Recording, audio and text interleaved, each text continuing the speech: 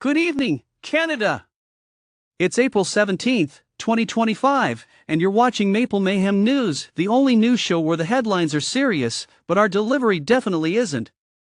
I'm your host, Alex Trudeau. Same last name, very different energy.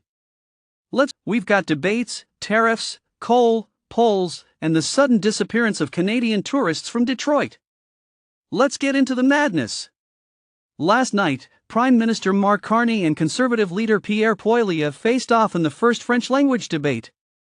Carney emphasized his economic crisis management experience and positioned himself as best equipped to confront U.S. President Donald Trump amid rising tariffs and annexation threats. Poilievre criticized Carney for mirroring former Prime Minister Justin Trudeau's policies, blaming him for economic challenges and a housing crisis.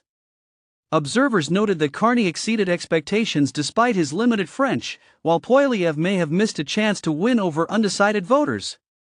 The U.S. tariffs and threats against Canada have harmed historically strong Canada-U.S. relations, caused increases in Canadian nationalism and patriotism, and led to an uptick in anti-Americanism. In February 2025, a poll by the Angus Reid Institute found that 91% of Canadians expressed a desire to decrease Canada's reliance on the U.S. as a trade partner. An Ipsos poll found that 68% of Canadians thought less of the United States, while 65% said they would avoid traveling to the U.S. and 67% said they would avoid buying U.S.-made products. Recent polls indicate a likely majority win for the Liberals, especially in populous regions. The outcome will determine whether Canada sees a majority or minority government, with significant implications for legislative stability and national policy direction.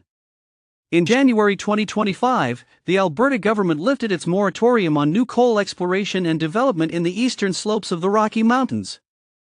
This decision has reignited public debate, with environmental groups, First Nations, and some members of the public expressing strong opposition due to concerns about water contamination from selenium, habitat destruction, and threats to wildlife. Detroit is experiencing a significant drop in Canadian visitors, due in large part to escalating political tensions and tariffs introduced during the Trump era. Border crossings into Detroit dropped 13% in February and March compared to the previous year, while flight bookings between Canada and the U.S. for April through September are down over 70%. That's all for today's Maple Mayhem News. Remember, in Canadian politics, the only thing more unpredictable than the weather is the next headline. Tune in tomorrow for more maple-flavored madness. Until then, keep your stick on the ice and your satire sharp.